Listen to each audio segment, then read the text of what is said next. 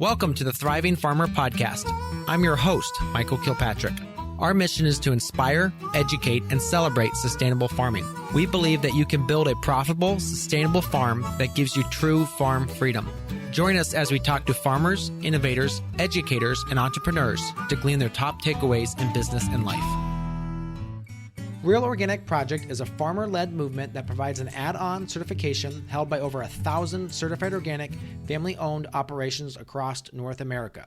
Real Organic Project strives to uplift farms working within the spirit, not just the letter, of organic principles. Real Organic certified farmers use practices that are centered around the foundational organic principles of soil-based crop production and pasture-based livestock agriculture. To remain accessible to all types of farmers, Real Organic Project fundraises year-round to keep this certification available at no cost to farmers. You can apply today at realorganicproject.org/thriving farmer. That is realorganicproject.org/thriving farmer. The current application season ends soon, so be sure to apply today. Hey, Thriving Farmers, Michael Kilpatrick here with yet another episode of the Thriving Farmer Podcast. Today's podcast is going to be a little bit different. We have Jon and Bre Taylor, who are traveling the country full-time in their RV as they search for their future farm. They both work remotely, and Bre homeschools their 3 kids. They love visiting national parks and historical sites, but their main goal is to be on farm tours, visiting homestead conferences, and researching the areas that they may want to buy land and begin their farming adventure. In addition, Bre works for our company, Growing Farmers, where she provides customer support and a lot of behind the scenes, just making sure all the little pieces fit into place. And many of you that reach out to us get the correct answer to your question. So welcome to the podcast. Thank you so much. Thank you. Great to be here. Yeah. So again, we met when you applied to work for us. And one of the things we found really interesting is that you're actively on your journey to become farmers or have your own farm and homestead. And we knew that'd be a natural fit for here at the team. How long have you been doing this digital nomad / just no really place to call? Where do you get mail? I guess is the biggest question. Yes, so we have been full-time RVing since the fall of 2020. So 2.5 years now, almost 3 years. We were on some land, about an acre, a few years ago, I guess about 8 or so years ago. Yeah. And we were kind of renting. We had some chickens. We were kind of trying out life on some land. And then we decided to build a house, and we could not keep the chickens. And we ended up going that route instead, in just a neighborhood for a while due to just health reasons and just not feeling quite ready to get out there on some land, nor were we really able to because Jon was working, near downtown Dallas, and it's just would have been a really far drive to get really out there onto some acreage. But after COVID and all the craziness, we thought, let's really do what we have always kind of wanted to do. So we put our house up on the market and sold a lot of stuff, almost all our things, and we live in a 44-foot toy hauler pulled by our truck with our 3 kids and a cat. And so it's been almost 2.5 years that we've been doing that, traveling around, and he was able to go fully remote due to COVID, and that's what we've been doing. Yeah, and Jon, you're in the tech industry? Yeah, I'm basically what you might call a Mac admin. My job is managing how Macs are used in enterprise. I work at a specific, single company. It's called Bottle Rocket. They're out of Dallas, Texas. Oh yeah. They're part of a larger organization called Ogilvy, which if you ever watch Mad Men, they're always complaining about Ogilvy, our competitor. And so it's a really great company. And fortunately for me, I've been there since they were like 23 people, and they've grown up in the, from 200 to up to 300. And, they hover in that range, and they make excellent products. And so I'm able to support the Bottle Rocket people and their technology. And I have 3 guys that work with me. So we get it done. I've got some guys that go into the office in Dallas, but I'm able to work remotely, and that's fantastic. Absolutely. And I'm assuming the flexible hours a little bit too, right? Yeah, for the most part, we can check in and check out as needed. I can take, some time off as needed. It's very, very flexible. As long as we plan ahead and we make sure bases are covered, it's pretty awesome. Yeah, very cool. All right, so let's talk like the homesteading bug. did you always have an aspect that you wanted to be back to the land? What was there one day that you're like, oh my gosh, we just want to be done with this life and we want a different life? Yeah, I think it's interesting because my grandfather was a farmer out of Missouri. They had moved to California. My dad grew up on both the farm in Missouri and in California. And then he got into music. He moved to San Jose before it was Silicon Valley. He became a music teacher. So I grew up knowing nothing about farming except that my dad is raising chickens in our backyard and he's got all the fruit trees of all kind. You know, I have really great memories of him butchering chickens in our backyard in the city, you know. And, you know, I don't know if that would even fly today. I'm not sure how it works in the Bay Area, but there is a part of me, I'm over 50 now. So there's a part of me that still connects to the old way, you know, the simple farming way. So even though I'm an IT guy, even though I'm really into technology, even though I grew up through that city life environment, we would go camping, we'd, you know, do all kinds of homemade things. So there's part of that fabric in me. I think what happened is we got into COVID and started to realize that, you know, we already lean into food to help heal ourselves. We already lean into essential oils. We do all these things, and we're kind of pulling away from what I would call establishment resources. And we're finding our raw milk, and we're going to farmers to get our meat, and we're doing all these things. I'm like, you know, there's probably more to this that we could just do ourselves. We just need to have land to do it.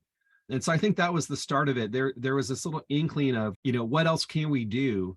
And I think that's phase one, when you realize that maybe the centralized system you're living in isn't quite living up to your expectations or what you thought it would be when you were younger. And you see that, you know, there's people that are doing it in better ways all around you. And those are the small farmers. Those are people that are, you know, doing organic or doing, you know, grass-fed this and that and the other. And we're looking for those dairy farmers like we talked about earlier. And so that was the first step. And then I think the second step for us was, you know, just from a faith perspective, right? I went through this little transformation in 2015 with some books like The Unseen Realm and listening to podcasts like The Bible Project. And there's a sense that you see how humanity starts. And yeah, they get kicked out of a garden, but they're still farming. You know, like people have been farming from day one, you know, and sure, cities are great, but, you know, typically when we're talking about cities in a biblical history, you know, some of them end up taking a left turn, off the rails, right?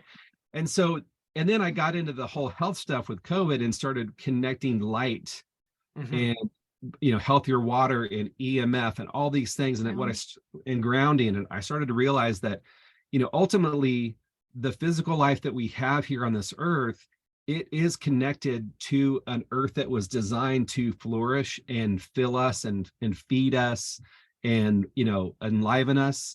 And what I'm seeing is that culturally in that centralized system, a lot of those things have been pulled back. They've been kind of diminished, you know, whether it's commercial food or commercial, you know, homes with LED lights and, you know, this, that, the other, and electricity everywhere and EMF and wireless. And so the more I studied, the more I realized we need to kind of regain some ground if we can. So the vision for us was, how can I move us in a modern world back to a little bit of the old ways to recapture the life rhythms of doing things at a slower pace and doing things in a better way. I think a lot of it too is just seeing how much of our world is consumer based, and, you know, seeing our kids being raised in, you know, all about consuming and all this stuff is already done for you, and really wanting to go to more of a producing place, like where we can be, our lifestyle is more about, you know, and it's not even, you know, there's some that go the whole prepper route and they want to be completely self-sufficient. I think we want to be community sufficient. We want to find a community that we can, you know, pour into in things that we will produce, and then also be supporting them in the things that we may buy from them, and, you know, all of that kind of stuff. Just kind of being more focused on what we can do to produce. Yeah. And I think that the idea of how that works, and a lot of your listeners may, you know, connect the dots here, but, you know, not that we have or use Bitcoin in any way, but it's like this decentralized thing, right? You have your normal US dollars, very centralized, totally controlled by, the fiat system. Then you have decentralized money like Bitcoin, and it's just like peer to peer, point to point. Everybody, it's honest because everybody has the ledger, And I think in some ways, our food system, whether it's small farms, homesteads, even big farms, if they can do it, if they can partake in this decentralized system, because I feel like we're kind of pushing towards this moment, whether it's nationally or globally, where the food system has an earthquake and individuals are going to have to step up and say, I want to be part of a decentralized system, and I need to grow enough food to provide for my family and for those around me. And whatever I can't produce, I need to find farmers around me that can bring those in. And we can get back to the old ways of bartering and trading and doing those kinds of things. So there's a part of it where I feel like we want to get ready for what may come, not knowing what will come. But also just, I think those ways are better when you decentralize and you just go peer to peer, if you will, with your food, with your health, with all those things. You start to thrive, because that's how we were designed to do it, right? Yeah, I think we're looking at, I think COVID showed us that the system doesn't work. And the system, it was broken the food system was massively broken during COVID. We were slaughtering tens and tens of thousands of animals, millions of animals across the US. And so, if you kind of go back to that aspect of I think the biggest thing that's been lost is community.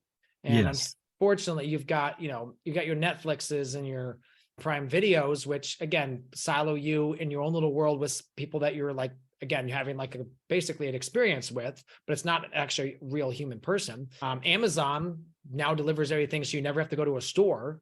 DoorDash can drop the food off at your door, and you basically just have to see them for 30 seconds and you're done. So what I think the last 10 years is we've just been incredibly siloed, and we've lost community and a lot of aspects. Absolutely. Yeah, that's exactly right.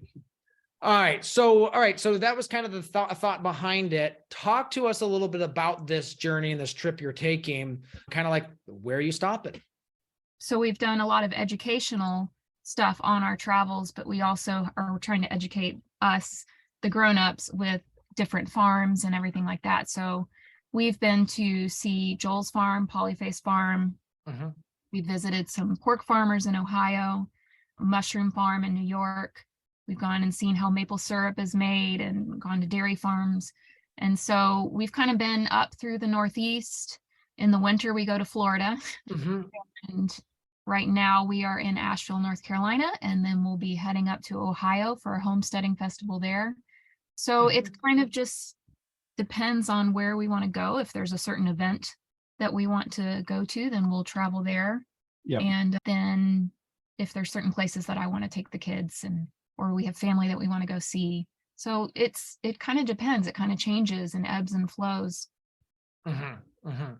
So, all right. So along the way, you're finding different places, you're visiting. Let's talk a little bit about, so that's what your journey is, but I guess maybe what I need to do is back up and say, what's your end goal with this? I mean, what do you want? Because that's going to obviously change how you're making this trip. I mean, cool. And remind me the ages of your kids again. So we have a 12, 11, and an 8-year-old. All right. So they're in this age where they're going to remember a lot of this, and they're going to, they're prime age for taking these trips, which is awesome. So so talk to us about what do you feel like when you find your place? What does that look like? I think, what's interesting about that is that also is changing as we travel. And as we do two things as we travel. We visit real farms. We consume a lot of just experiential videos on YouTube from other homesteaders that we follow. We try to read as much as we can. We, try to get that hands-on experience, like I said, when we can on certain farms. And what we're learning is that, there's so many different questions you need to ask, like what type of land are you looking for? What kind of mix between pasture and forest? Do you have a water source? What is that water source? Is it shared with someone else? All those things. And there's so many questions. Can you be energy independent on that land, or are you required to use, electricity from the county or whatever? So what we decided was there's a lot of those questions that we have to answer. We're going to just give it our best. Here's what we think we want today. And then as we learn more, we're allowing that to shift and translate over time to be something different, and that's fine. I think what's happening is it's growing from like, hey, we need like 5 acres. And now, like, the more we learn, we're like, it might need to be 10 or 15. Yeah, the more we visited the regenerative farms and seeing how or the rotational grazing that they do, and all of that, our acreage that we want, is creeping up. And then, after we visited the pork farmer in Ohio, it's like, we have to have some woods, because we're from Texas. Well, he's from California, but I grew up and we've been in Texas for the past however many years. And so we were kind of leaning towards, well, maybe once we're done with all of this, we'll go back to East Texas, because there's some hills and there's some trees and it's not just pasture. And then that's, changed, probably much to my family's sadness, because they live in Texas, but hopefully they will visit us. And so it has really changed more to, we're looking into East Tennessee and in Carolinas, kind of the western, kind of up against the Blue Ridge on either side is kind of where we're narrowing things down to. And so definitely the size of the farm that we want is growing, wanting to have that mixture now, and making sure that we're going to have some woods to our property. And then also learning about the different restrictions and zoning and all of those things that are allowed. I'm in a lot of different Facebook groups, just watching a lot of the time, not even posting, more just seeing what other people are posting about. Lots of people are making the same move, but they have to go into the place that they're looking at for a week on vacation, and then they go back home. And we have the ability to go and like live there for a few months. And correct. That's kind of what we're in the process of doing over this summer and our spring, summer, fall, is kind of traveling around to some of the different areas that we've really narrowed down to see what we think, and then really get a feel for the community is really huge for me. Visiting the farmers markets. Is there a community of homesteaders here that are helping each other, that are, really walking together in their growth as, small farmers or homesteaders? And then obviously homeschooling is a big thing for me. So looking for that community as well. So it's just kind of been a process, and we are open as we meet other people and, learn about the different areas that we're considering. And fortunately, we can spend the time there that we maybe need to really see if it's the place for us. Yeah. And so then the homestead, what does that look like animal wise? Are you going to have your full range? I don't want goats. You do not want goats. They are really cute when they jump, but we saw some sheep the other day that kind of jumped cute. Yeah. So, not just they got a little stiff 4-legged jump. That is, super cute. Yeah. So is a cow definitely a dairy cow. Okay. All right. There we go. I mean, we've mentioned raw milk is a big deal for us. So we definitely want to have a dairy cow. We want to have chickens. I think we'd like to raise broilers, not just laying hens, pigs. Those are probably our main ones, and we'll start with one and then get that under a belt. The reason we may not mention more is we keep learning that a lot of the startup, when you're just getting onto the farm, and starting to do these things, it can be really overwhelming if you try to bite off more than you can chew right away. So, we really want to be careful about that. We're here in Asheville, North Carolina. We went to a conference 2 weekends ago, and, I heard a talk from a family. This lady gave a talk, and their whole homestead farm is raising dairy cows, and they get them ready to go. And then you just basically sign up and get yourself on the list, and they will train you how to milk it. They'll make sure they're, trained and ready to go, and then they'll get it delivered to you. And what type do they typically do? What breeds? I believe it was Jersey. Yeah, I think she had jerseys. I mean, it was A2 milk. I think it was Jersey. So, we're making these connections. I'm like, well, this would be brilliant. We know that first cow can be difficult. And if you've never milked and the cow's never been milked, by you, then you're going to have a struggle kind of figure that out together. If one of you is a pro, then the other one usually can kind of figure it out over time. So there's a lot of wisdom that I think we're missing because we don't have the real world experience. And so we're trying to get that and learn that from people like Joel Salatin and others that are just, homesteaders doing this already, that have figured it out. And you'd be surprised how many different ways there are to do the same thing. The diversity of opinion and idea in the homestead community is pretty broad. And so I'm the kind of guy that looks at, with being an IT guy and a problem solver and a technologist, I'm always looking for, how do things work? How does this, how do I wire it together? How do I, frame it up and make it run the way I want to run it? So there's never one way to do it. And in farming, that's probably more true than any other thing. Your episode that you just had about the electrification of the tractors. Yes. I mean, blowing my mind. That was such a great episode. And so, I don't need a specific model of a certain thing. I need to keep an open mind. I need to look what I can reuse and do those types of things. So even from the animal perspective, we're not wanting to just like dive in right away, week one, let's go get the cow, Yeah. Something else that's kind of neat about visiting farmers markets and farms, and our kids do groan a little bit when we're like, okay, we're going on a farm tour, because we've done so many, but they're seeing so many different ways to make money on the farm. And it is, I can tell, causing little light bulbs to go off. Our youngest daughter loves flowers, and so I'm still looking for a flower farm to go visit, even though some of the farms we visit have a little aspect of it, but not pledge. And so she has already said, I want to grow flowers, and that's what she's excited about. And then our older daughter loves pottery, and so we've done pottery classes as we travel, and so we see that at farmers markets, and that's something that she kind of wants to do. And then our son enjoys sourdough making, and so it's just been really neat to see all these different things. And he really loves also seeing the different stuff that you can build on farms. And so even though we're having so much fun on the road, I am excited to get planted somewhere so that they can really grow in some of these areas that they're kind of interested in, and see how they can help contribute to the farm, but also just grow in areas that might be potential, paths for them down the road and stuff like that. So that's I think the big thing is just to if they can get the entrepreneurial bug, they will never want in life. There'll be lean times, but they'll always be able to bounce back. And I think that's really important. What would you say along your journey has been one of the most surprising things that you've discovered? Just about the different places we visited. Yeah. Maybe like the different farms you visited, or you're like, wow, I never thought that, or okay, my thought was that this would be this way.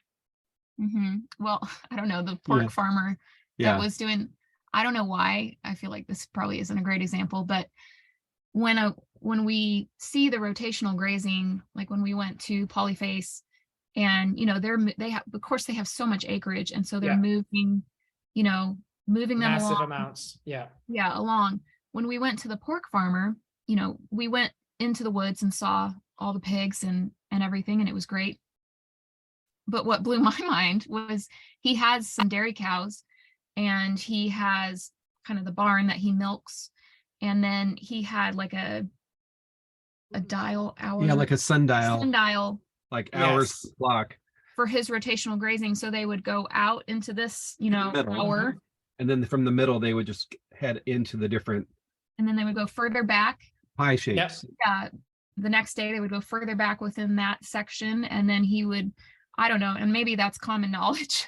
Yeah. But to me, like, that blew my mind. I was like, oh, wow, you don't have to have tons and tons of acreage, but we can be really smart about it and how we can, divvy it up. So to me, that was really interesting. Something I never even thought of. I don't know. That was a really good one. I mean, and also the fact that they do a lot of their own, like the little piglets, they have to be castrated. I'm like, I don't know if I can do that. I think I might want to volunteer to come show me first, I think there is so many people that, I mean, at least I don't know what the statistic is, but I've heard that there's a lot of people that are like, I'm going to grow a farm. I'm going to have land, and I'm going to, do all this stuff. And then like 2 years later, their farm is up for sale. And it is hard work. And not to say that we aren't going to have hard work, but I feel like we've had the advantage of traveling around and really meeting people, farmers, homesteaders, and really hearing and seeing what is the hard part for you, asking all those questions and really getting a feel for what it's really going to be like. And I'm Mhm. hoping that it will be a little bit less of a wake-up call once we're actually on Yeah. the farm. I know we're going to have moments, but I'm excited to kind of feel like we really understand what it's going to be like, even though we're not out there doing it yet, you know? Yeah. Yeah. I think if you can, the less surprises that you have once you purchase the property, you're gonna save you thousands and thousands of dollars, but also, well, even tens of thousands, because if you buy the wrong farm property, you can be in a lot of trouble. But also, you're not going to get burnt out within 2 years. Yeah. Because you're right, you do see that. Jon, going back to something you said about the electric tractor episode, it's funny you mentioned how that was interesting, because we had someone reach out who basically blew it off and saying, well, that's going to be exciting when those lithium batteries burst into flame. And, I was like, sure. Yep. That kind of stuff happens, but it's one of those things. Technology is changing. It's interesting to learn about it. If he doesn't want lithium batteries, that's fine. But what they are doing up there in Canada with electrifying their entire farm is fascinating to me. And I think we should be learning about it, listening about it, and trying to see where that is appropriate on your enterprise. Yeah. I mean, the reality is, no matter what type of technology you deploy, there's always some downside. There's always some mild or not so mild health impact. And, he mentioned just the vibration and the exhaust, right? And right there, I'm like, that's why a lot of those big commercial tractors have the cabin and it's all air conditioned and sealed and all the things, because it's a disaster if you have to put yourself into that for hours upon end. So I felt like overall it was a great way to pivot from a product that didn't really achieve what he was hoping to do, and then do something that was more sensible. You don't have to sit right on top of the electric motor and the batteries and absorb the EMFs that are coming off of that. You don't have to do it that way. You can build it and use it in a way that's safe. And so I think that was something that really challenged my thought about how do we do this. And I'm still absorbing and digesting what kind of equipment will we need on a homestead. A big farm is one thing, but a homestead, it's always debatable. When do you need to introduce something motorized? And of course the size of the land and all the different requirements, they all play into that. And so we're kind of waiting to see what land is it before we start deciding what do we need to do on this land. Yeah, absolutely. Joining me is Ariel from the Real Organic Project. Ariel, welcome. Thank you. So Ariel, tell us a little bit about what the Real Organic Project stands for. Yeah, so the Real Organic Project is a farmer-led nonprofit that manages an add-on certification for certified organic. And the whole idea is we want to give farmers that are doing things the right way within the spirit of the rules a way to differentiate themselves from some of the corporate organic on supermarket shelves that only meets the most cynical definition of something that would actually be organic. So what that means is we're only working with farms that are growing their crops in healthy, biologically active soil as opposed to growing hydroponically. And we're only working with farms that are raising their animals with real access to the outdoor and pastures, as opposed to these confinement operations, which again, unfortunately, are dominating the organic sections of many of our supermarkets. But Michael, I know you're actually interested in potentially pursuing Real Organic Project certification for your farm. Do you want to talk a little bit about why that's of interest to you? Yeah, I've always been a big proponent of the Real Organic Project because they stand for what I stand for, the feeling about putting the organic back in the ecosystem of the farm. The problem when you have this corporate organic is that it's been watered down to the lowest common denominator. Frequently there's more plastic than plants in some of these systems. Real Organic is more about caring about those who care about the soil. And, going back to that original idea of why we farm organically, which is, we want the birds to be singing in the background and the soil to be alive and the earthworms. And when you look at some of these corporate organic, it's just as sterile as the conventional farms that we're competing with. Yeah, I think that's really well put. And I think what we really want to do is find a way to uplift and differentiate the folks that are genuinely doing things the right way for the right reasons, and not just finding the simplest, easiest way to check a bunch of boxes. Absolutely. And if folks want to find out more about the Real Organic Project, you can go to realorganicproject.org/thriving farmer. That's realorganicproject.org/thriving farmer. So what do you feel like of the historic sites that you visited? Because this is something in the next couple of years, I'm hoping that we can take our kids on a trip like this. Of the historic sites, which was the most impactful for you? Well, I loved Mount Vernon, but Monticello was really Oh, beautiful yeah. as well. I bought seeds from there too. I think just walking among the different gardens and seeing, obviously they're very beautifully laid out, and we are going to the Biltmore this weekend. Okay. Yep. They have a huge garden and conservatory and all of that. So I'm excited to see that too. But obviously they're very ornate and everything. But at Mount Vernon, we were able to go down and see the farm that they have there. So they have kind of the gardens up near the house, but they also have a whole area that you can walk around, and they have animals there. They were shearing sheep when we were there. And then we saw like the cool octagonal barn that he basically created or designed.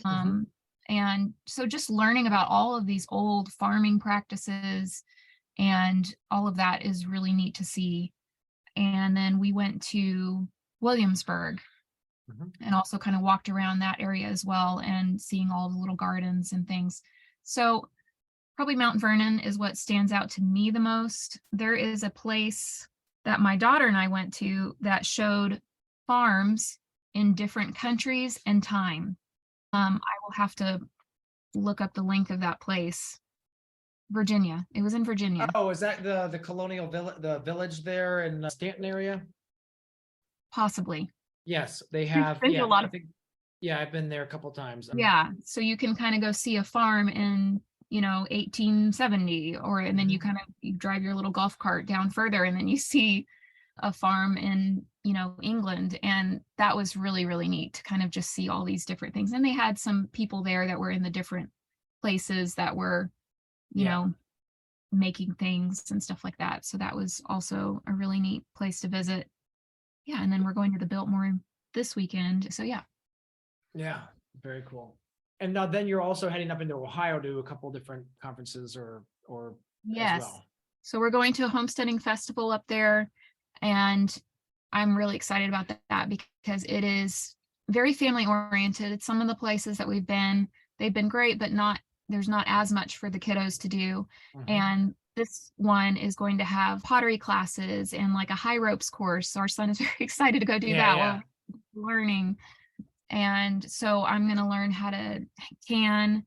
He's going to a rotational grazing class, timber build. A timber framing build class. Yeah. Just all of these great hands-on candle making, all of these different workshops. I'm very hands-on. And so as great as conferences can be where you sit there and just, get all the information. Yeah. Something about being hands-on with it just really makes it stick and helps you to really, I think, decide, is this something that we want to, add to the farm eventually? Yep. So we're going to be going up and doing that for a weekend. Yeah. Now, correct me if I'm wrong, but your goal is not to full-time farm on this. Your goal is more to be, you're more a homesteader with that, just more providing for you and your family. I would say yes. Starting out, our goal is to, be homesteaders, try to produce as much as we can in the garden and growing some things, but probably more long-term, he's not too terribly far from retiring. Gotcha. Yeah. We'll see. Yeah. So, there is some thinking of like, okay, what are some, things that we can do to have a few different income streams on the farm, not necessarily go full on farming and farmers markets and all that kind of stuff. But I don't know, we're open to it, but we are fortunate that we have his job and he can work remote, so we can kind of go wherever we need to go as long as we have good internet, and we'll kind of take it from there, I think, and see what we maybe do well at and what we don't do well at, and could something come into fruition that this becomes an actual income stream for us, and then we can consider ourselves an official farm. So maybe. Yeah. And you did mention that harvest hosts, you've been doing a bunch of harvest hosts along the way, as well as you'd like to have that on the property. Yes, that is something that we have really enjoyed being full-time. We love going and staying at harvest hosts. We've done, dairy farms and just, kind of regular farms with animals and all sorts of different types. We've stayed at Whippoorwill Farm, who's been one of your guests on the podcast, Marissa.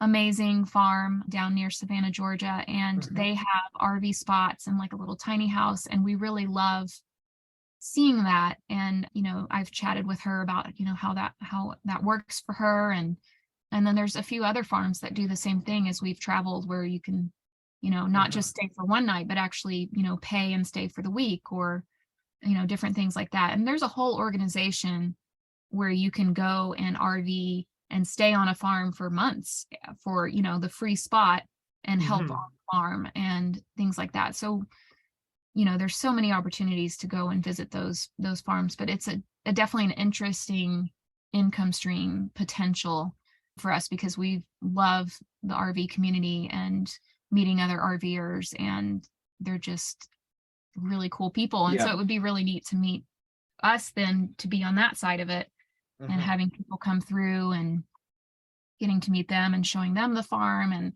Harvest Host is just so great, because you get a place to stay, you get to see how other people, live, or, sometimes it's a museum and different things like that. But my favorite is the farms, because I know I'm supporting this farm. We're learning a little bit while we're there and making those connections.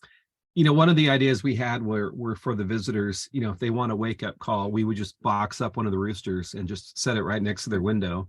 And, problem solved. And then they can help get up and do chores in the morning with us. That's actually really clever. Yeah. I'm not sure how well the reviews will be. They might not visit again. If they ask for that would probably, right. I mean, it's a whole experience.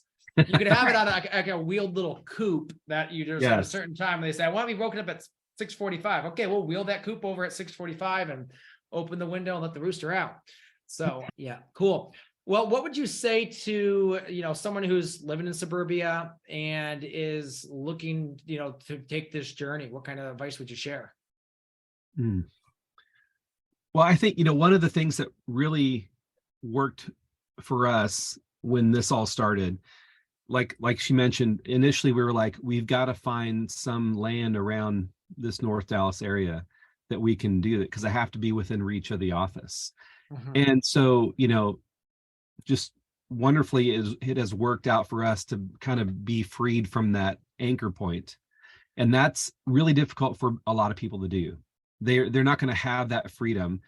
I think more people do have that freedom today than ever before, but there are some companies that are shifting back to like, hey, get your rears back in the office, let's go again, and that's fine too. And not a lot of people homeschool. We already homeschooled. We had already, that was from the beginning we were homeschooling. So it definitely made it easier for us to kind of embark on this. But I do see, even at my own company, there are people that are embracing that, RV travel lifestyle.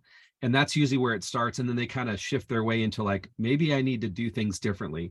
So to get started, if you can't travel, it really is about seeking out the farmers in your area. Even in Dallas, we were finding multiple sources of raw milk, fresh sourdough from authentic bakers that were long culturing organic wheat, the whole 9 yards. There's a place, a butcher shop in McKinney. I don't know if I'm allowed to, say the places, but the names, but it's a great Local Yokel is the name of it in McKinney, Texas. And they have these steak classes, and you go and you're like, oh, I've learned more about cows and beef and how they raise them, organically. And the grass-fed Wagyu was like second to none. I've never tasted a more tender, hamburger patty or steak ever in my life. And it's delicious.